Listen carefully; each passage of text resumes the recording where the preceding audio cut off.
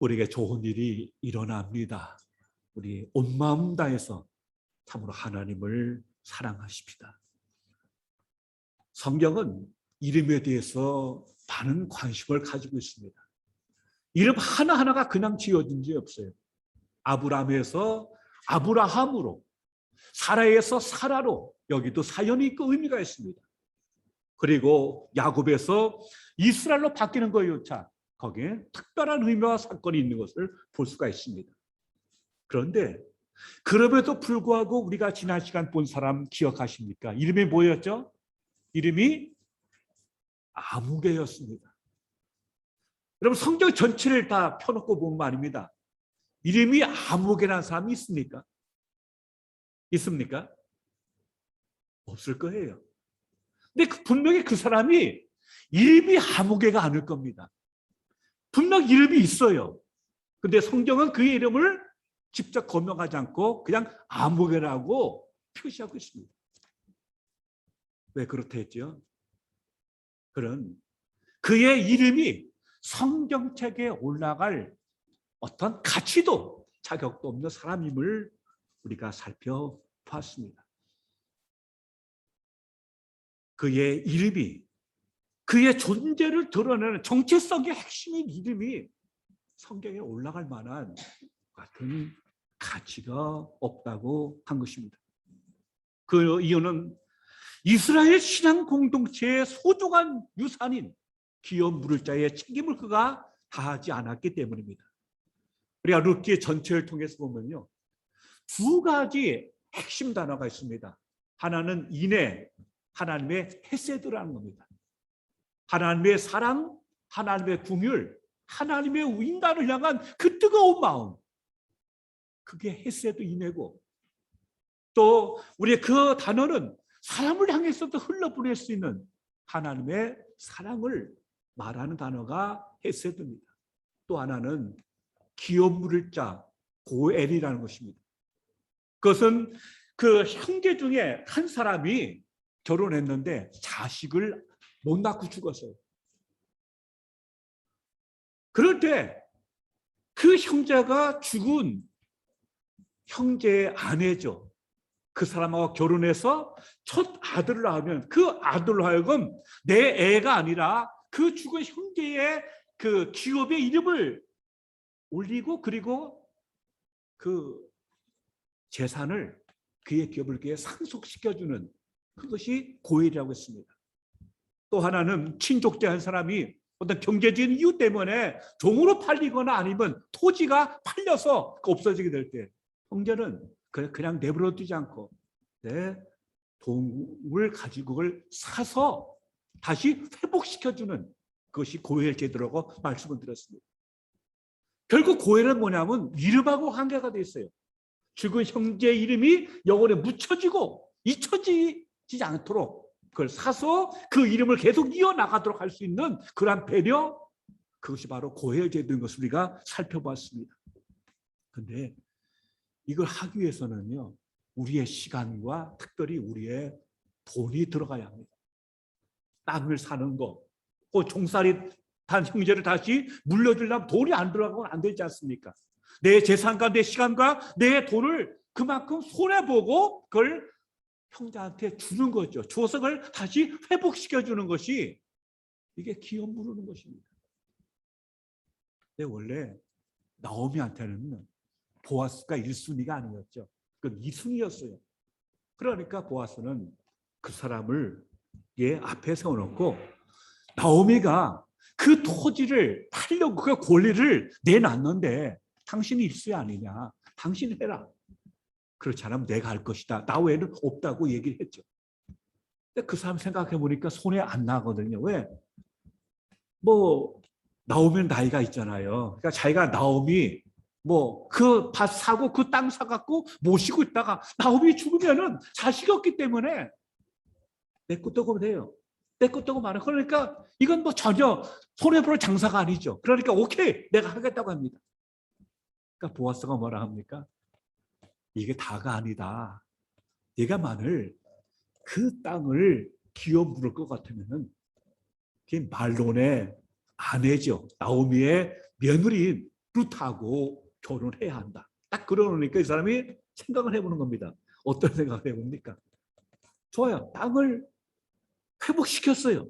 근데 젊은 룻하고 결혼하면 뭡니까? 밑에 자녀가 태어나잖아요. 자녀가 태어나면 그 자녀한테 기업을 몽땅 내줘야 돼요. 그러니까 이거는 완전히 나오미도 섬겨야 돼. 룻하고 결혼도 해야 돼. 또 그 자식한테 모든 걸 다 물려줘야 하니까 이거는 도무지 수지가 안 맞아. 계산이 안 돼. 그러니까 난 못하겠다. 네가 하라고 한 거예요. 결국 형제의 고통과 아픔과 그 이름이 잊혀지는 것에 관심 없는 그 아무개에는 너는 이름이 주어질 자격이 없다는 겁니다. 그리고 형제의 이름에 관심 없는 사람은 결국 네 이름도 하나님께서 관심을 두지 않는다. 우리 그런 의미에서 이 사람의 이름을 아무개로 처리한 것을 살펴볼 수 있습니다. 여러분, 참 이름이 중요하다고 했습니다. 여러분, 만약에요, 여러분이 여길 떠난다, 혹은 세상을 떠난다 싶을 때 여러분 주변 사람들은, 혹 여러분 가족은 여러분을 어떤 사람으로 기억할까요? 박명수, 양은혜라는 이름, 그 이름 뒤에 남는 기억들, 그 기억들은 어떤 기억이 주로 어떤 무리를 만들어내고 있을까요? 우리 안수 집사님 어때요? 이준호라가는 이름 끝에 달려오는 많은 기억들, 있지 않겠습니까? 많은 일화들. 그럴 때 참 우리 집사님을 기억하는 많은 사람들은 참 그분 어떤 기억을 가지고 있을까요? 굉장히 중요한 의미를 가지고 있습니다. 물론 세월장 다 잊어먹겠지만 그러나 분명한 사실은 사람이 가면 그가 남긴 흔적이 있어요. 그게 이름으로 기억되고 있는 것이죠. 우리가 왜 아브라함을 기억합니까? 우리가 야곱을 기억합니까? 우리가 왜 야곱을 기억하고 요셉을 기억합니까? 그 이름 속에 그의 생애 전체가 주는 메시지, 그의 메시지가 있어요. 그 우리한테 영감을 주고 도전을 주고 우리가 그 상황에서 어떻게 살아갈 거에 대한 아름다운 영감을 주고 있지 않습니까? 전 세계에서 가장 권위가 높은 상이 있다면 단연 노벨상일 것입니다. 근데 노벨상에는요, 참 재미있는 일화가 있어요. 이 노벨이라는 사람은 당시에 다이너마이트를 개발하고 이걸 연구해갖고 세계 최고의 부자였다고 합니다. 근데 이분이 1833년에 태어나서 1896년에 죽었어요. 알프레도 베르하르도 노벨입니다. 근데 이 사람이 자기 전 재산의 94%를 노벨 재단을 만들어갖고 이 상금을 가지고 이 돈을 가지고 상을 주라고 만들었거든요. 그런데 1880년에 파리 한 신문에서 노벨이 죽었다는 기사가 떴어요. 크게 떴어요. 그래서 사실은 노벨이 죽은 게 아니고 노벨의 형이 죽은 겁니다. 근데 분명히 오보예요, 오보. 잘못된 기사였거든요. 근데 그거를 노벨이 봐요. 어떻게 기사가 나왔을까요? 노벨 영락 없는 죽음의 상인 잠들다. 영락 없는 죽음의 상인이 죽었다는 겁니다. 그 기사의 타이틀이. 왜 그래요? 노벨은 다이너마이트를 개발하고 발명했어요. 이 사람 목적은 산업용으로다가 그거를 선하게 쓰기를 원했지만 인간이 그렇습니까? 그 폭탄 갖고 뭐 했어요? 수많은 사람이 죽어나갔거든요. 그러니까 결국 기사는 이 사람은 죽음의 상인이라고 묘사한 겁니다. 그러니까 충격을 먹었어요. 내가 이대로 죽는다면은 나는 결국 뭐예요? 수 없는 사람 죽음의 대문, 죽음의 상인밖에 되지 않지 않습니까? 아주 충격을 먹었어요. 그리고 이 사람은 자기의 전 재산을 가지고 인류의 생명을 증식시키고 인류 역사에 번영을 가는 사람들한테 주라가면서 만든 게 노벨 상이었습니다. 그래서 물리, 화학, 생리의학, 문학, 평화 등 경제 부분에 대해서 1900년대부터 이 상이 시작됐고 지금은 세계 최고의 권을 가지고 인류를 부흥시키고 생명을 증진시킨 사람한테 대표적으로 주어지고 있는 것입니다. 우리가 정말 신경 써야 할 것은요, 우리의 이름이 하늘나라 생명록에 기록되는 것입니다. 이 땅에서 아무리 유명하고 아무리 뭐 돈이 많고 아무리 그 이름이 딱 누가 그 사람하고 다 알아도 우리의 진짜 이름이 하늘나라 생명록에 없으면 하나님이 주께서 난 너 모른다고 하면은 그만큼 인생 최대 비극도 낭패도 없을 것입니다. 그때 그 어둠의 자식, 지옥의 자식밖에 그거에 막 인생 최대 뻘짓이 되고 많은 것이죠. 그런데 보아스는 달랐습니다. 그런 나오미의 텅 빈 인생, 나오미의 비극, 그 쓰디쓴 인생의 쓴맛을 보고 고통하고 있는 그들의 인생 기근에 방관자가 아니고 참여자가 되기를 원했습니다. 그리고 젊은 그 룻의 아름다운 마음을 끝까지 지켜주고 나오미와 룻의 그 가정을 다시 회복시켜주는 그 이름이 영원히 묻히지 않고 다시 이어갈 수 있도록 그 기업 무는 사역에 참여하기로 결정을 했던 것입니다. 내가 물질적으로 손해를 볼지언정 그들의 아픔과 그들의 고독과 그들의 외로움에 참여해서 잃어버린 기업을 회복시켜 주리라 그는 다짐했습니다. 그래서 그는 이 과정을 정말 하늘을 우러러 한 점 부끄러움이 없도록 그를 추진하겠다는 거죠. 그래서 3장에 본 것처럼 젊은 여인이 밤중에 술 먹고 자는 자기의 발치 이불을 들추고 그 밑에 들어왔을지라도 전혀 흔들리지 않고 전혀 사시품지 않고 그녀를 보호해주고 그녀의 아름다운 평판을 끝까지 지켜주려고 절차를 밟고 정정당당하고 질서 있게 이 모든 일을 처리해 나간 것을 우리가 성경을 통해서 살펴보았습니다. 상황에 어쩔 수 없었다는 그 모든 거 다 필요하고 정말 나오미하고 룻을 향한 순수한 마음을 가지고 그들에게 헤세드 하나님의 인자와 하나님의 긍휼과 하나님의 도움의 손길을 펴게 된 것이죠. 그래서 그런지 몰라도요, 오늘 본문에 유달리 이름이 많이 등장합니다. 어떤 이름이 등장합니까? 여기 보시면은 레아가 등장하고 라헬이 등장을 합니다. 그리고 많은 사람들이 보아스의 이름을 축복을 해줍니다. 그리고 룻을 축복합니다. 내 이름이 유명하고 내가 유력한 자가 되길 바란다고 얘기하고 있습니다.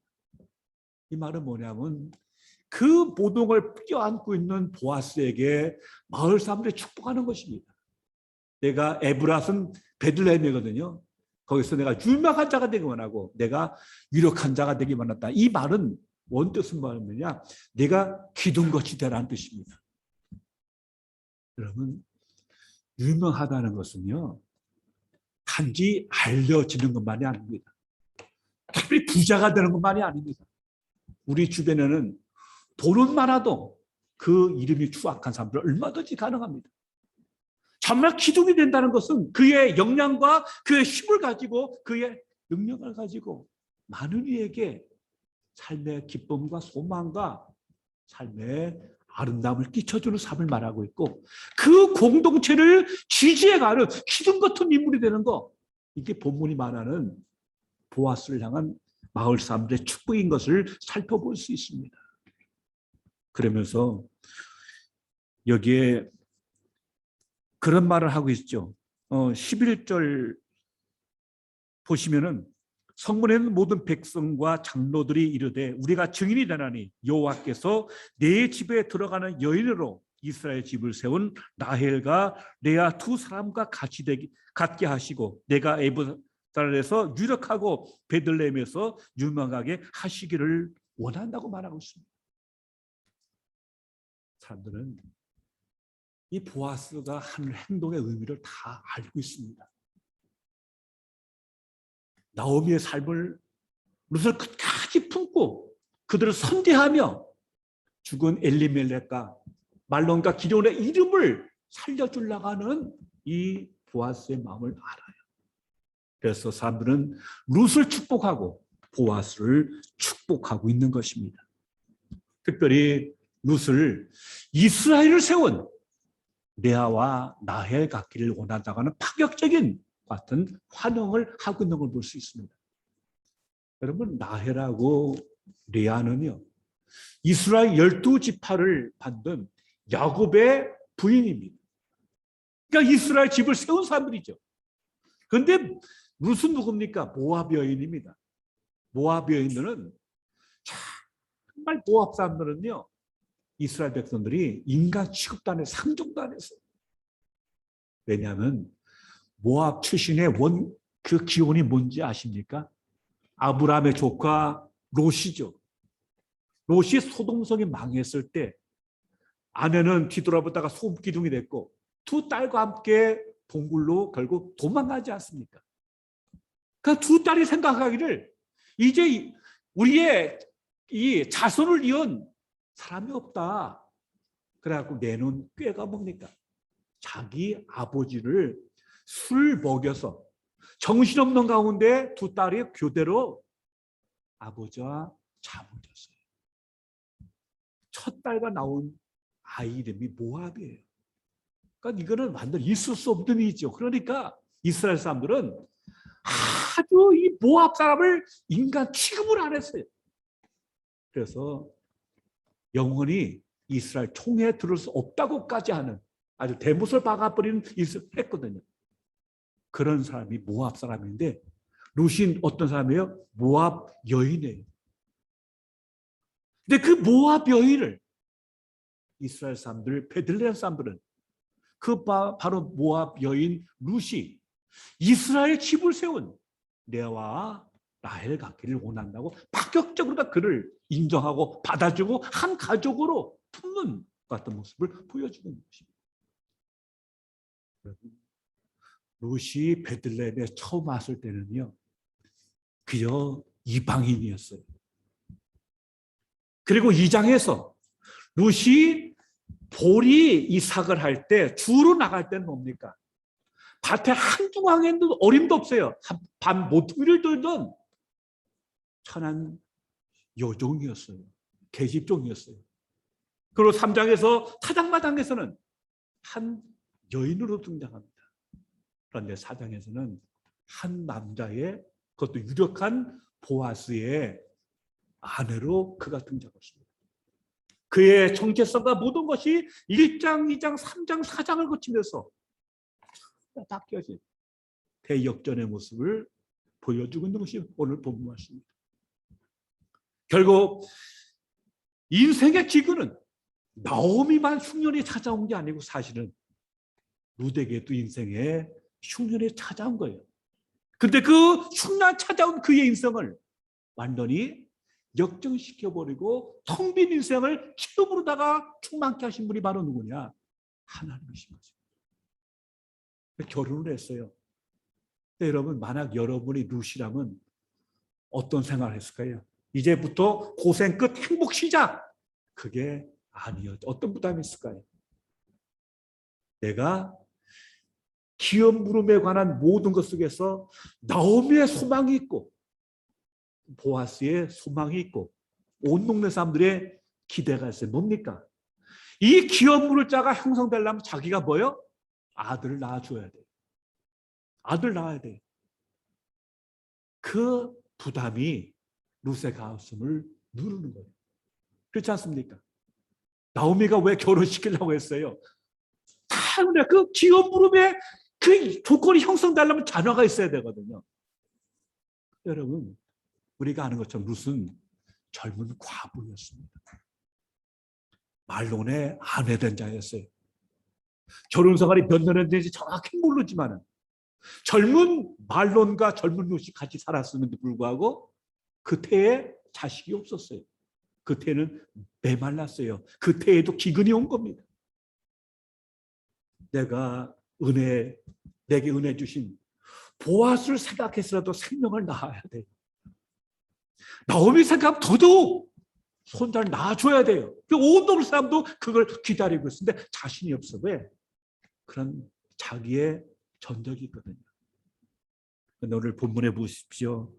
참 기가 막힌 일입니다. 13절 보세요. 이에 보아스가 룻을 맞이하여 아내로 삼고 그에게 들어갔더니 여호와께서 그에게 임신하게 하심으로 그가 아들을 낳은지라. 여러분 재미있는 거는요. 룻기 1, 2, 3, 4장 중에서요. 하나님의 주어로 나온 건 이 본문이 처음입니다. 하나님 안 나왔어요. 우연히 마침 가서 다 이걸 섭리가운데 이끌어 가시지만 정작 하나님의 주어로 나온 것은 오늘 본문이 처음이에요. 어떻게 해요? 룻의 마른 태에게 생명을 주어서 아들 낳게 하는 이 기막힌 은총에 하나님이 주인공으로 주어로 역사하신 것입니다. 여기 계신 분들은 다 결혼하셔서 자녀들을 낳으신 분들인데요. 우리는 기적과 간증하면 막 어마어마한 사건을 생각하거든요. 지옥 갔다 와야 되고 뭐 어떻게 하고 기가 막힌 드라마틱한 걸 생각하는데 진짜 간증이 뭔지 아십니까? 평범한 거예요. 일상이에요.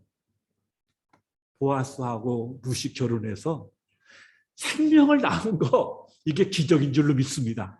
여러분 기적의 주인공입니다. 아멘? 그 기적의 주인공이에요. 지금도요. 젊어도 아기를 낳지 못한 불임 부부가 상당히 많았어요. 옛날 대전에서 목회할 때 대전에서 알아주는 부잣집이 있었는데 그 자매님이 참 똑똑하고 젊어요. 이뻐요. 근데 암만 기다려도 자라고. 처음에는 포기하고 기다리다가 나중에는 과학이 발달했잖아요. 그러니까 뭐 이제 인공 수정 같은 어떤 그러한 걸 해갖고 했거든요. 그거 하는 거 돈 많이 썼죠. 제가 지금도 기억합니다. 그분 신방 갔는데 어디로 신방 갔는지 아세요? 서울대학교 병원으로 신방 갔는데 그분이 이제 착상이 됐잖아요. 그러니까 그냥 누워 있는 거예요. 목사님 죄송해요. 저 못 일어나요. 아니 알았어요. 누워 계셔요. 그러고 축복하고 했던 신방이 기억납니다. 생명을 잉태케 하시는 생명의 역사는요. 하나님만이 하시는 기적인 줄로 믿습니다. 그거예요. 그러니까 이제 이 룻이 임신을 하니까 처음에 긴가민가 하다가 정말 확신이 되니까 그때부터 뭐 온 동네가 이제 기다리는 거예요. 얼마나 좋았을까요? 얼마나 기대가 됐을까요? 배가 점점 부르는 걸 보면서 이제 사람들 뭘 생각할까요? 아들일까? 미안한 얘기지만 거기서 아들이 나와야 돼. 아마 사람들 아마 베네 쪽으로 또 만들고 혹은 동네 분들도 그랬을지 모르죠. 한번 좋은 무화과 나무가 이게 아마 땡길 거다 하면서 갖다 주기도 하고 점점 불러오는 배만큼이나 온 동네 사람들도 이 아기의 탄생을 기다렸을 것입니다. 아마 미래 조상팀이 짜였는지도 몰라요. 그러면 네가 가서 그거 돌봐야 한다, 산파해야 한다, 온갖 그 소리가 다 생각할 수 있는 거죠. 드디어 그날이 왔습니다.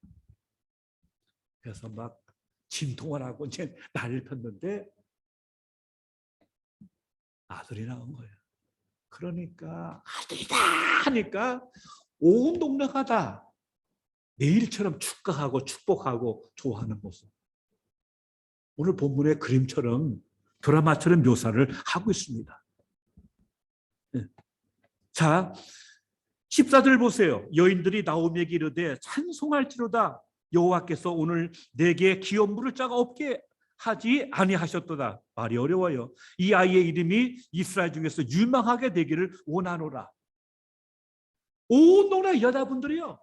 애 낳았다 소식도 우르르 그냥 나오미 집으로 그냥 들어간 거예요. 들어가면서 축하해 주는 겁니다. 자, 이는 내 생명의 회복자이며 내 노년의 동양자라. 곧 너를 사랑하며 7 아들보다 귀한 내 며느리가 낳은 자로다. 참 이 짧은 말 속에서요, 정말 너무나 따뜻하고 아름다운 이야기가 다 들어 있는 것입니다. 나오미는 나이가 있어요. 그리고 흉년입니다. 아직도 그 기근과 흉년에 끝나지 않았어요. 근데 드디어 누덱에서 새 생명의 태어남을 통해서 비로소 나오미의 인생한테 다가왔던 쓰디스 마라의 기근도 흉년도 물러가요. 그리고 이 아이는 바로 뭐냐? 나오미의 너 노녀를 봉양하고 너 노녀를 섬길 자다. 그래서 오벳이라는 이름이 섬기다라는 뜻을 갖고 있습니다. 생명의 회복이 된 거예요. 나머지 나오미의 노녀를 책임지고 그의 삶을 회복시켜주고 그를 섬길 자가 바로 태어나게 됐다는 것이죠. 그리고 나오미가 그 아이를 품에 안아요. 그리고 그의 양육자가 됩니다. 그 말은 뭡니까? 내 자식처럼, 내 애처럼 정말 사랑으로 정성으로 키웠다는 말을 하고 있는 것입니다. 근데 오늘 보면 놀라운 것은 단순하게 애 하나가 태어난 게 아니고, 자, 17절 보십시오. 그의 이웃 여인들이 그에게 이름을 지어주되 나오미에게 아들이 태어났다 하여 그의 이름을 오벳이라 하였는데 그는 다윗의 아버지인 이새의 아버지였더라. 뜻밖의 이름이 등장하죠. 누가 등장해요? 이새가 등장하고요. 이새 끝에 누가 등장해요? 그 유명한 다윗이 등장하는 겁니다. 그런데 또 하나 희한한 것은요, 보통 애를 낳으면 누가 이름을 지어줍니까? 우리 같으면 뭐 할아버지가 지어주고 100%를 양보해도 아버지가 짓죠. 근데 성경은 엄마가 짓는 경우가 꽤 많아요. 근데 오벳은 이름 누가 지어줘요? 동네 아줌마들이 지어줘요. 아마 이거 처음인 것 같아요. 그 아이 이름을 동네 아줌마들이 이름을 지어줘요. 얘는 나오미를 평생 섬기고 봉양할 생명의 회복자라고 하는 그런 이름을 뜻해서 오벳이라는 이름을 지어준 겁니다. 그건 뭡니까? 온 동네의 희망이에요. 온 동네의 축복이에요. 온 동네의 기쁨이에요.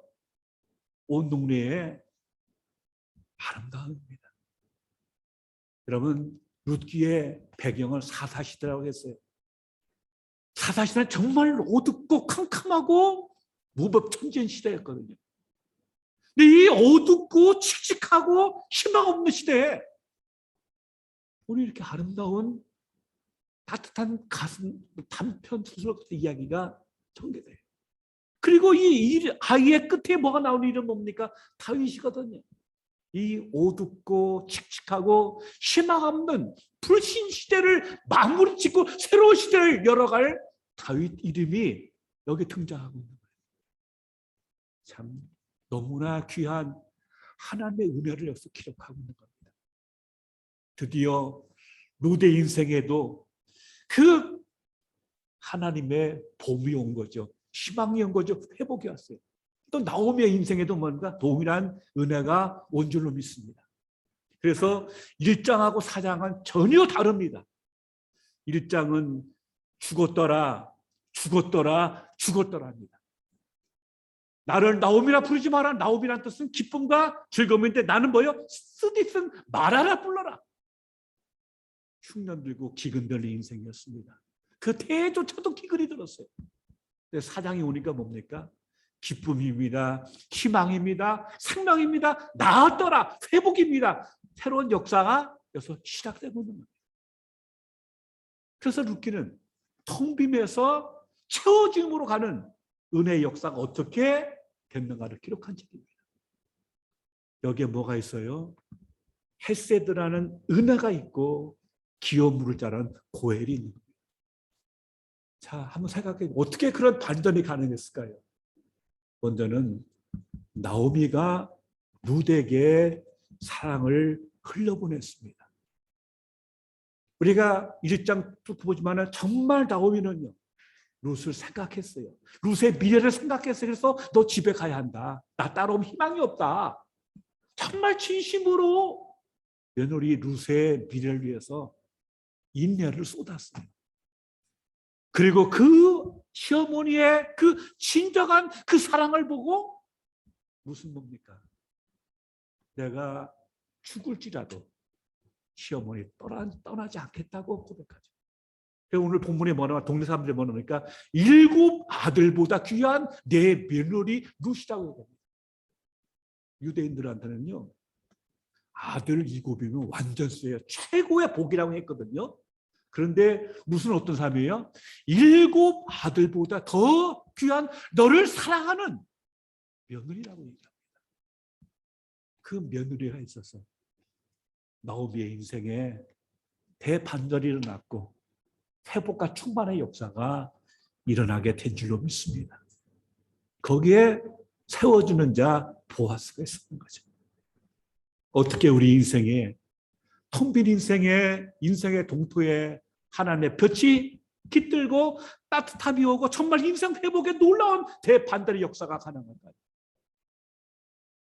길은 하나입니다. 서로가 서로에게 인내, 헤세드의 손길을 베푸는, 그 사람 나라 위한 게 아니에요. 민족을 구했다가 나선 게 아니에요. 특히 작은 일상적인 거예요.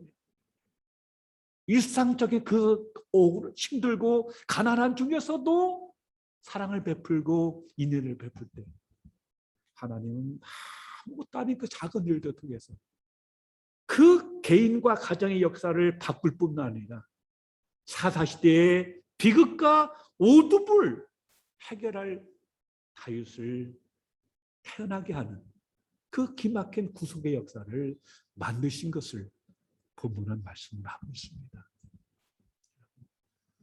우리가 어떻게 은혜를 받을 수 있을까요? 어떻게 우리가 인생에 하나님의 충만함을 경험할 수 있을까요?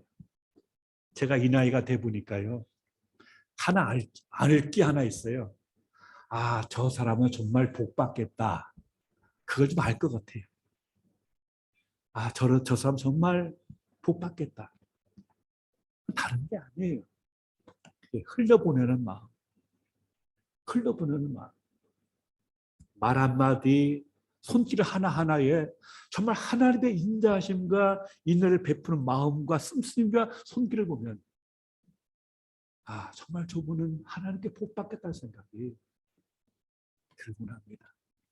제가 한 가지만 더 말씀드릴게요. 저는 돌아가신 하용조 목사님을 생각만 하면 마음이 따뜻해져요. 저는 그분을 사랑하고 존경합니다. 그 계기가 있어요. 아주 오래전 제가 온누리에 가서 처음 세미나를 받은 적이 있어요. 그분이 당신의 목회 철학을 설명한 적이 있었거든요. 근데 그분은 당신의 목회 철학, 온누리 교회 목회 철학을 7단계로 설명을 하셨어요. 첫 단계가 큐트입니다. 마지막 단계는 아우니치였어요. 그럼 아우니치가 뭔지 아십니까? 주일날 온누리 교회 대형 버스 하나에다가 교회학교 팀, 미용, 이발, 의료 팀 등 전문 인력을 타게 해요. 그리고 차 한 대를 먼 농어촌 교회, 개척교회 어려운데 거기 보내요. 파송을 해요. 일일 파송을. 거기서 같이 예배드리고 헌금해드리고 교회학교 부흥회도 하고 그리고 동네 분들 다 모셔다가 이발도 해드리고 그리고 의료 봉사도 하는, 그게 뭐야? 그게 아우니치예요. 아우니치 끝에 뭐가 있어요? 미션이 있죠. 선교가 있는 것이죠. 여러분, 부끄러운 얘기지만 아직도 멀쩡히 다른 게 잘 다니는 사람을 전도라는 일보다 데려다가 내게 채우는 게 부끄러운 현실이었었어요. 그런 시대에 아주 오래전부터 처음부터 차를 따로 해갖고 농어촌 교회, 심동교회, 어려운 교회 가서 예배 드려주고 헌금해드리고 봉사하는 그 마음, 그게 그분의 처음부터 목회 철학이었거든요.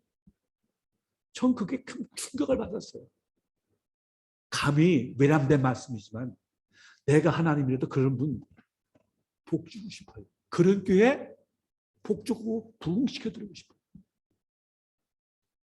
그때 저는 그분의 그 철학, 거기에 참 신선한 충격을 받았어요. 정말 저런 마음이라면 어찌 복을 받지 않을까. 결론입니다. 하나님의 반전, 하나님의 축복과 이 회복에는 나오미의 흘러보내는 사랑이, 룻의 그 흘러보내는 사랑이, 그리고 그들을 세워주고자 자신을 헌신했던 보아스의 헤세드가 있었습니다. 헤세드가 모여서, 그 작은 헤세드가 모여서 기막힌 하나님의 역사에 새벽을 가져오는 은혜가 임한 줄로 믿습니다. 이 은혜가 우리 모두에게 함께 하시기를 주님의 이름으로 축원합니다. 아버지 하나님 고맙습니다. 우리로 우리의 구체적인 일상 속에서 헤세드의 마음을 펴게 하소서, 인내의 손길을 펴게 하소서, 복된 그릇 되게 하시고 축복을 흘러보내는 하나님의 사람들 되게 하옵소서. 그래서 오늘 우리를 통해서 하나님의 구속의 역사가 아름답게 흘러가게 하옵소서. 복받게 하소서. 복의 통로가 되게 하옵소서. 예수님 이름으로 기도하옵나이다. 아멘.